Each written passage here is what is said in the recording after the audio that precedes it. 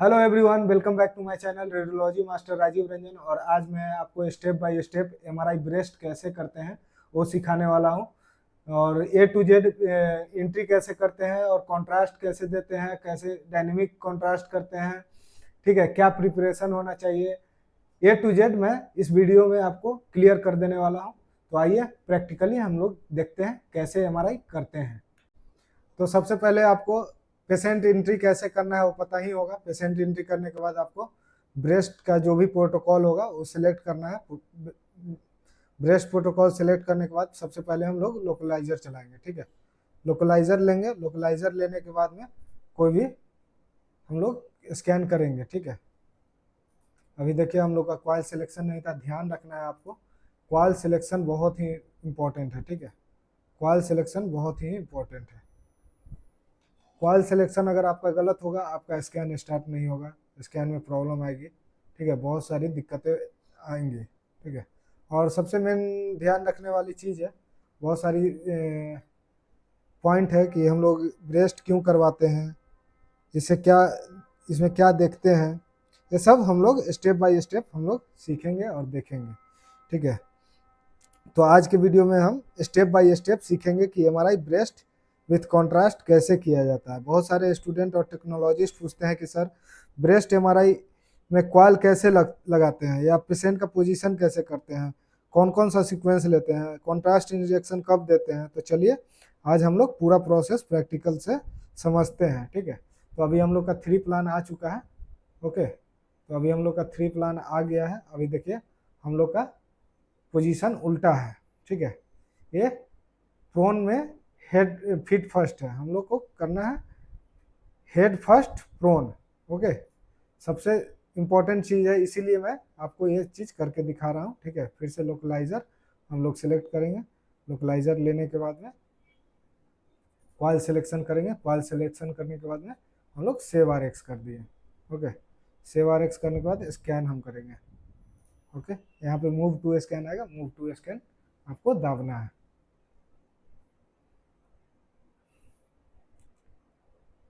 अभी हम लोग का 3 प्लान फिर से आएगा। सबसे पहले बात करते हैं पेशेंट प्रिपरेशन की। ब्रेस्ट एमआरआई से पहले हमेशा फीमेल पेशेंट को सारा सारा कुछ आपका ऑर्नामेंट जो भी है पहने हुए वो सारा कुछ हटाना है। और ध्यान देना है कि फीमेल मेंस्ट्रुएशन एज जो होता है, ठीक है, वो मेंस्ट्रुएशन साइकिल 7 से 14th डे के बीच में ही एमआरआई ब्रेस्ट करना बेहतर है। ऐसा कोई ज़रूरी नहीं है कि इतना ही डे में कराया जाए, लेकिन इसके पीछे बैकग्राउंड में, इससे बैकग्राउंड में पेरिकाइमल इन्हांसमेंट कम होता है और लीजन क्लियरली आपको दिखाई देगा, है ना। तो अभी हम लोग एक्सियल स्टर का प्लानिंग करेंगे, ओके। अभी देखिए 3 प्लान लिए हैं। फेज ओवर सैम्पलिंग आपका मार रहा है इधर से, पोस्टेरियर का ओवर सैम्पलिंग आपको इधर दे रहा है, ठीक है। तो हम लोग एक और 3 प्लान लेंगे, ओके, और प्रॉपर हम लोग प्लान करेंगे जिसमें कोई आर्टिफैक्ट और किसी भी तरह का ये नहीं आए। 3 प्लान बहुत ही ज़रूरी है। 3 प्लान अगर आपका सही है, आपको कुछ नहीं करना है, सिर्फ प्रोटोकॉल आपको यूज़ करना है ना। अभी हम लोग सबसे पहले एक्सियल स्टर का प्लानिंग करेंगे, ओके। एक्सियल स्टर का प्लानिंग करेंगे।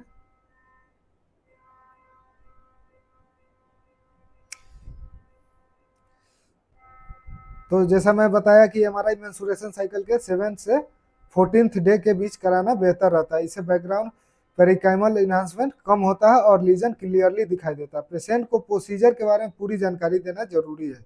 यह एक नॉन इन्वेसिव पेनलेस टेस्ट है, लेकिन कॉन्ट्रास्ट इंजेक्शन के लिए आईवी कैनुला आपको लगाना जरूरी है, ओके। तो अभी हम लोग एक्सियल स्टर का प्लानिंग करेंगे। अभी देखिए आपका सारा कुछ क्लियर है, ठीक है।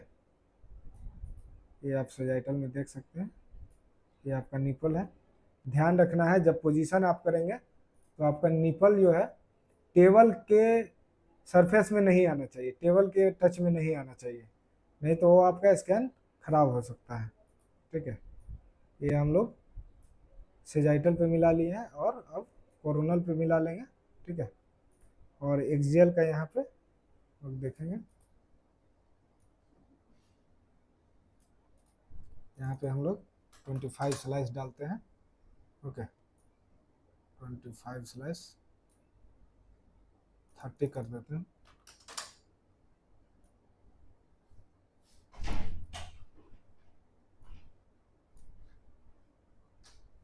कर दे रहे हैं। और यहाँ पे हम लोग एक्सियल स्टार का प्लानिंग कर दिए हैं और सेट वेंट लगा देते हैं। सेट वेंट यहाँ पोस्टेरियर में सेट वेंट लगा दिए हैं और इसको सेव RX करेंगे। यहाँ सेव RX करने के बाद में हम लोग स्कैन करेंगे। ये देखिए प्री स्कैन फेल दिखा रहा है, क्यों? क्योंकि हमारा यहाँ पे बॉडी एरे 3-4 है, जबकि हमको होना चाहिए कॉइल सिलेक्शन सही नहीं किया मैं, ठीक है। तो इसको डुप्लीकेट एंड सेटअप कीजिए, ठीक है।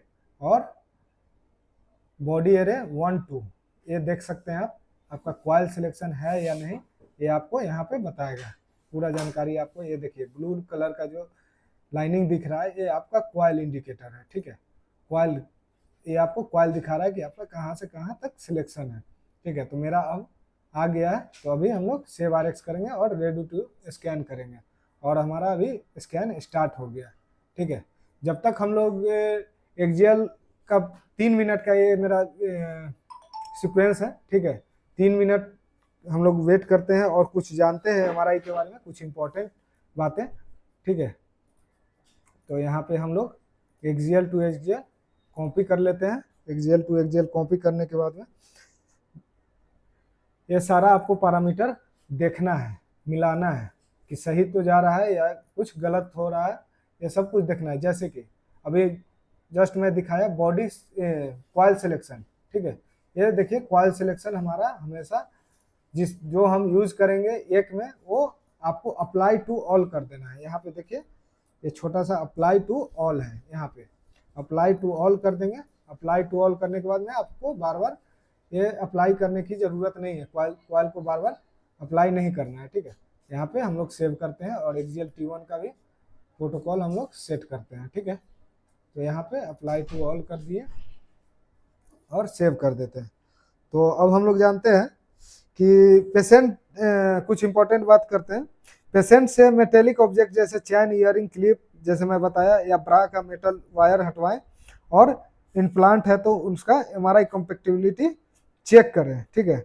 इसमें कॉन्ट्रास्ट देने से पहले फास्टिंग भी जरूरी होती है, ठीक है। लेकिन पेशेंट को हाइड्रेशन मेंटेन रखने की सलाह दें। फास्टिंग, और इसमें फास्टिंग की ज़रूरत नहीं होती है, कोई इशू नहीं है कि फास्टिंग रहना ज़रूरी है। हम लोग सिटी में फास्टिंग रखते हैं, ठीक है। कैनुला हम लोग प्रिफरली 18 गेज या 20 गेज का हम लोग लगवाते हैं, जिससे हम लोग कॉन्ट्रास्ट स्मूथ जाए, क्योंकि कॉन्ट्रास्ट इसमें थोड़ा ज़्यादा अमाउंट में देना रहता है तो वो क्लियरली जाए, ठीक है। सबसे अब आता है पेशेंट का पोजीशन। MRI ब्रेस्ट हमेशा प्रोन पोजीशन में किया जाता है।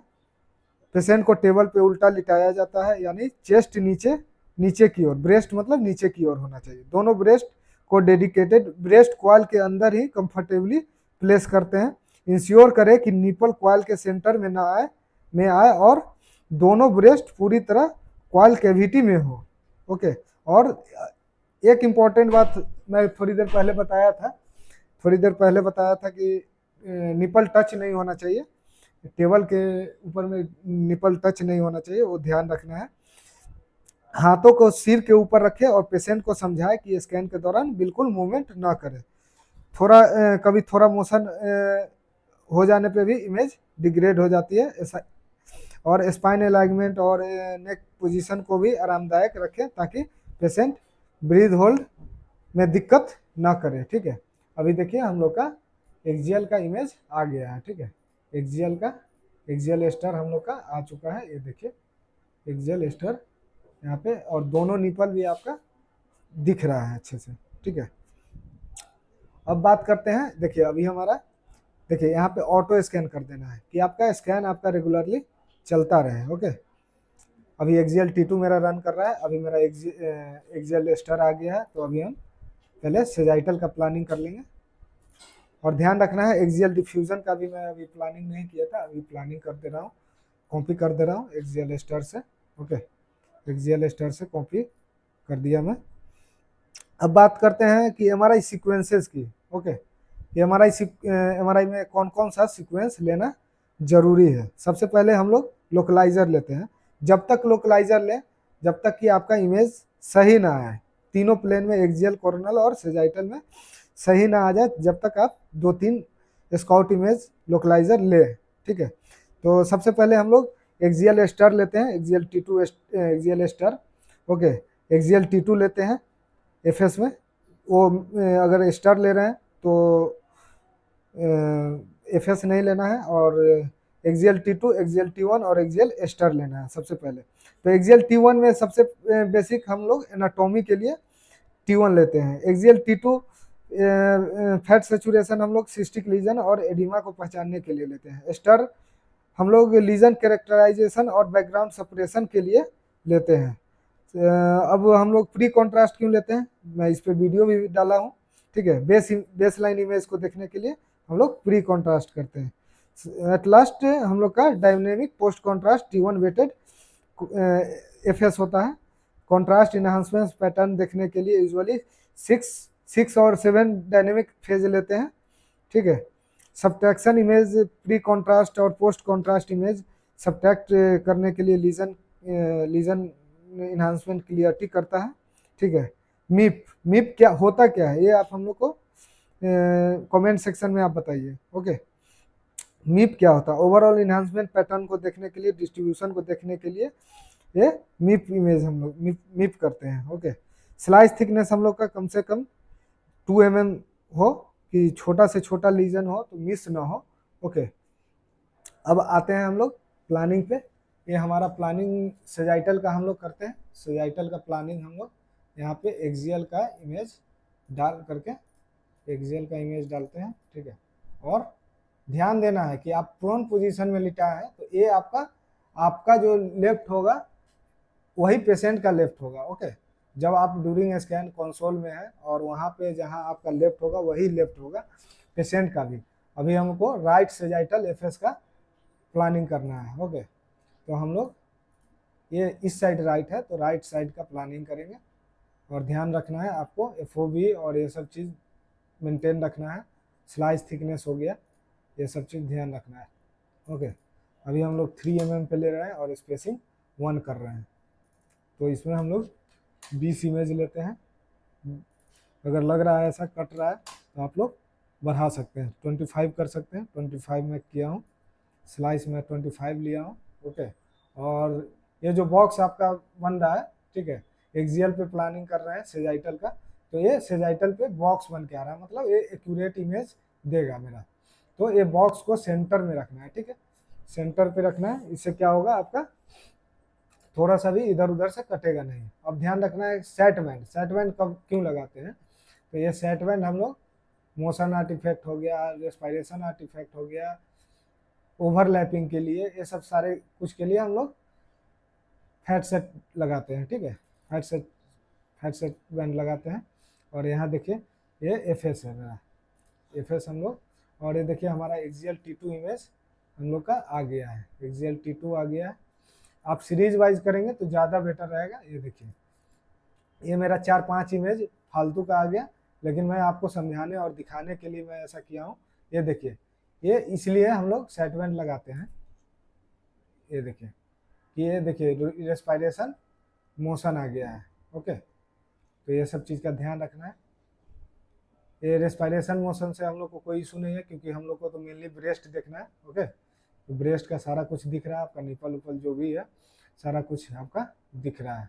और इस वीडियो में क्या आपको इन्हांसमेंट चाहिए, क्या इससे ज़्यादा आप सीखना चाह रहे हैं, वो भी हमको कमेंट सेक्शन में आप हमको बता सकते हैं। ठीक है, तो अभी हम लोग लेफ्ट ब्रेस्ट का प्लानिंग करेंगे सेजाइटल का। ओके, लेफ्ट ब्रेस्ट सेजाइटल का प्लानिंग हम लोग कर रहे हैं। ये हम लोग ध्यान रखना है कि अगर राइट में 25 लिए हैं तो लेफ्ट में भी 25 ही ले। ओके, इससे फिल्मिंग में भी आपको इजी रहेगा। और सीटी तो है नहीं कि आपका ऊपर नीचे से बढ़ा के कर दिए तो बहुत ज़्यादा स्लाइस आ जाएगा, ये नहीं है। जितना आप स्लाइस लेंगे तो हमेशा चाहें कि बढ़ा करके ही 1-2 स्लाइस ले लें, क्योंकि पेशेंट को कोई ऐसा प्रॉब्लम हो ना। ओके, तो हम लोग यहाँ पे सेजाइटल का प्लानिंग कर चुके हैं, सेजाइटल का प्लानिंग कर लिया है, और बॉडी एरिया 1-2 पे मेरा कॉइल सिलेक्शन है, और यहाँ पे हम लोग सेव करते हैं। एक्सियल डिफ्यूजन का हम लोग प्लानिंग करके सेव करके रखे हुए थे। ओके, तो यहाँ पे हम इसको भी सेव कर दे रहे हैं। और अगर आप चाहें तो कॉर्नल एक ले सकते हैं, ठीक है, मैंडेटरी नहीं होता है, बट एक कॉर्नल T2 भी ले ले। ये देखिए हम लोग कोरोनल इमेज लेंगे।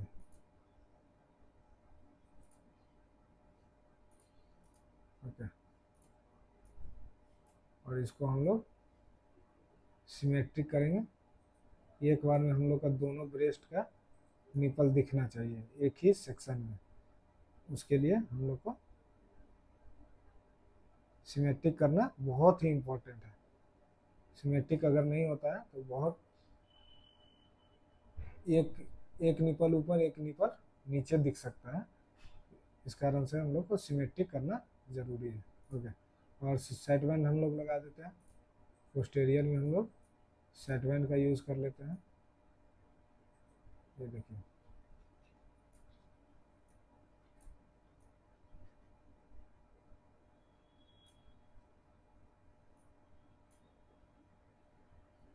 कोरोनल T2 का प्लानिंग हो चुका है। अब हम लोग प्री एक्सियल T1 FS एक लेते हैं, ठीक है। एक्सियल टू एक्सियल कॉपी हमको कर देना है। ओके, एक्सियल टू एक्सियल मैं कॉपी कर दिया। एक्सियल टू एक्सियल कॉपी करने के बाद मैं इसको सेव कर देता हूँ। और एक प्री 3D फ्लैक्स करके आता है हम लोग में, जी में 3D फ्लैक्स ले लेंगे, ठीक है। प्री FS लेते हैं डायनेमिक का।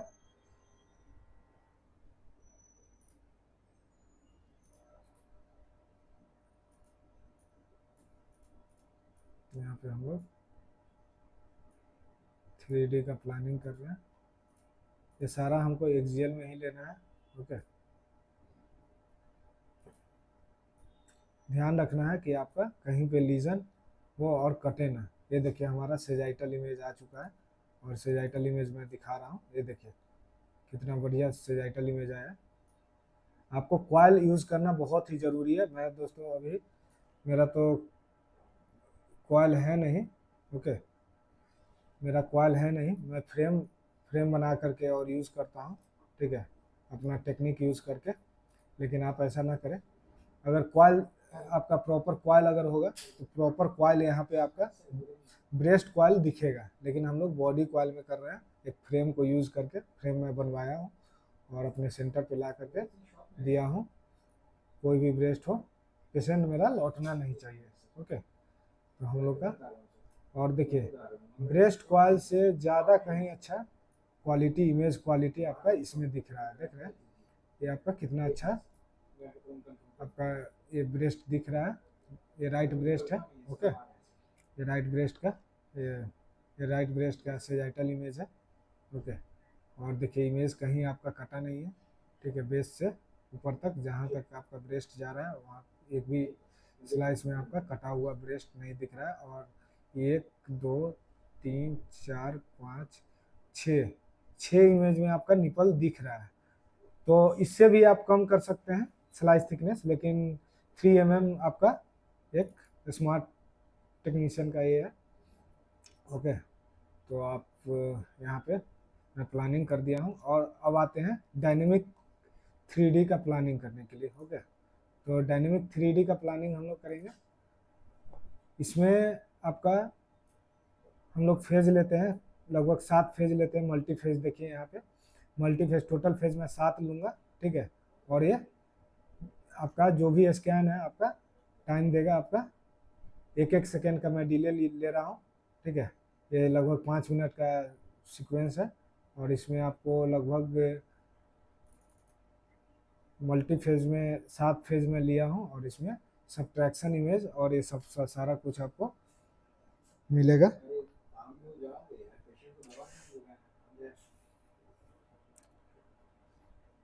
अब हम बात करते हैं ना कि कंट्रास्ट का इमेज, कंट्रास्ट जब हम देंगे, ठीक है। अब आता है कंट्रास्ट देने का पार्ट। जब हम एमआरआई ब्रेस्ट कर रहे हैं और गैडोलिनियन बेस्ड कंट्रास्ट देते हैं, जैसे कि गैडो बिस्ट हो गया, आपका गैडो ट्रास्ट हो गया, आपका विविड स्कैन हो गया, विवरी कंपनी का आता है, जी कंपनी का आपका ओमनी स्कैन आता है, वो सब आप यूज़ कर सकते हैं। कंट्रास्ट देने के तुरंत बाद डायनेमिक सीक्वेंस चालू करना है, ओके। क्योंकि पहला 90 सेकेंड 60 to 90 सेकेंड बहुत अच्छा क्रूशियल होता है, वहीं पे इन्हांसमेंट कर्व बनता है, ठीक है। कंट्रास्ट के बाद पेशेंट को किसी भी डिस्कम्फर्ट एलर्जी का शिकायत तो नहीं है, ये आपको मॉनिटर करते रहना होगा, ओके। जब हम स्कैन कंप्लीट हो जाए और पोस्ट प्रोसेसिंग के लिए जब हम लोग स्टेप आता है तो हम सबसे पहले साइंटिफिक और डायग्नोस्टिक हिस्सा होता है। सबसे पहले सब्सट्रैक्शन इमेज बनाते हैं, ठीक है, ताकि इन्हांसमेंट क्लियरली दिखे, ओके। ये जो 7 फेज आप ले रहे हैं इसमें आपका सब्सट्रैक्शन इमेज, मीप इमेज, सब सारा कुछ आपको बना करके देगा। अगर मैनुअली बनाना चाहते हैं तो मैनुअली भी बन जाएगा आपका। ये देखिए हमारा 8 मिनट का ये सीक्वेंस है, लेकिन हमको इसको टाइम कम करना है, ओके। टाइम कम करना है तो हम लोग फेज ऑफ व्यू को ऐसे ही रखते हैं और यहाँ इसको साइड बैंड को ऊपर कर देते हैं, पोस्टीरियर साइड में, ओके। तो ये हमारा 8 मिनट 39 सेकेंड का हमारा चलेगा। तो ये हम लोग सेव कर दिए हैं। और लास्टली डायनेमिक के बाद में आपको एक डिलेड आपको लेना होगा, ठीक है। डिलेड लेने के बाद इसी को आप एक फेज 1 में आप चला सकते हैं 3D को, डायनेमिक 3D जो है फ्लैक्स, इसको हम लोग फेज 1 फेज करके देखिए हमारा फेज यहाँ पे हम लोग 1 रखे हैं, ठीक है। इसमें फेज हटा दिए हम लोग, ठीक है। डिक्सन इमेज है, सीमेंस में आपको डिक्सन ये कहलाता है, ओके। यहाँ पे हम लोग फ्लैक्स सीक्वेंस बोलते हैं, जी में फ्लैक्स सीक्वेंस होता है और आपका सीमेंस में आपका होगा Dixon image, okay, Dixon sequence. तो अब आते हैं मीप इमेज का। मीप इमेज जनरेट करें। जैसे मीप इमेज कैसे जनरेट करना है जिससे ओवरऑल पता चले कि वस्कुलरिटी और लीजन डिस्ट्रीब्यूशन पता चलता है। डायनेमिक स्टडी से इन्हांसमेंट कर्व निकालें। ये आपको जब मैपिंग करना होगा तो आपको इन्हांसमेंट कर्व इमेज निकालना होगा, ठीक है। टाइप 1 कर्व होता है, बिगिनिंग होता है, ओके। जो टाइप 2 होता है सस्पिशियस, टाइप 3 होता है मैलिग्नेंट, ओके। ये सब सारा कुछ आपको रेडियोलॉजिस्ट बताएंगे।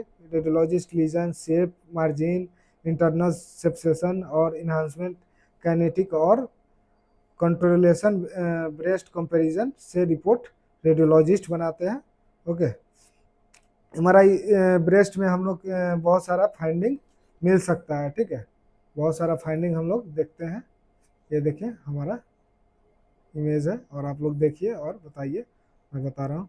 जैसे बिगिनिंग होता है, बिगिनिंग लीजन होता है, जैसे कि फाइब्रोएडिनोमा होता है, स्मूथ मार्जिन जिसमें दिखता है, ठीक है। और ग्रेजुअल इन्हांसमेंट होता है। मैलिग्नेंट लीजन में इरेगुलर मार्जिन होता है, हेट्रोजीनियस इन्हांसमेंट होता है, फास्ट वॉश आउट पैटर्न होता है, ओके। और पोस्ट सर्जिकल चेंजेस में हम लोग क्या देखते हैं, स्कैर टिश्यू या फाइब्रोसिस देखते हैं। इन प्लांट रप्चर में हम लोग सिलिकॉन लीकेज देखते हैं। इन्फ्लामेशन चेंजेस देखते हैं, डिफ्यूजन इन्हांसमेंट और स्किन थिकनिंग देखते हैं। हर फाइंडिंग को कॉन्ट्रास्ट पैटर्न और मॉर्फोलॉजिकल अपीयरेंस और डिफ्रेंशिएट किया जाता है। ओके, टिप्स, मैं कुछ टिप्स देना चाहता हूँ टेक्नोलॉजिस्ट के लिए जो आपको हमेशा ध्यान रखना है। ओके, ये देखिए लेफ्ट साइज इमेज है, ठीक है। जो अभी मैं बोल रहा था कि टेक्नोलॉजिस्ट को कुछ टिप्स हमेशा ध्यान रखना है, ठीक है। पेशेंट का कंफर्ट सबसे ज़रूरी है। एंजाइटी कम करें, ब्रीथ होल्ड का इंस्ट्रक्शन दें, क्लियर ब्रीथ होल्ड करें। ओके, वाल प्रॉपरली पोजीशन हो, एयर गैप ना हो। Okay, contrast injection exact timing पर हो ताकि डायनेमिक कर्व परफेक्ट बने। ओके, डाटा अचीविंग और इमेज लेवलिंग सही करें, राइट या लेफ्ट में कंफ्यूजन कभी ना हो। जैसे कि मैं बताया था, सेजाइटल का लेफ्ट और राइट में बहुत ज़्यादा कंफ्यूजन होता है। ओके, तो स्टूडेंट्स आप स्टेप बाय स्टेप पूरा प्रोसेस कैसे एमआरआई ब्रेस्ट करते हैं वो मैं बताया, कौन कौन सा सीक्वेंस लेते हैं, किन बातों का ध्यान रखना चाहिए। अगर आप रेडियोलॉजी स्टूडेंट है, टेक्नोलॉजिस्ट है, तो ये वीडियो आपके लिए बहुत ही काम का वीडियो है। अगर मेरा वीडियो अच्छा लगा हो तो चैनल को लाइक कीजिए, शेयर कीजिए और सब्सक्राइब कीजिए। मैं हूँ राजीव रंजन, मिलते हैं अगले वीडियो और एक और नए रेडियोलॉजी टॉपिक के साथ। Thank you.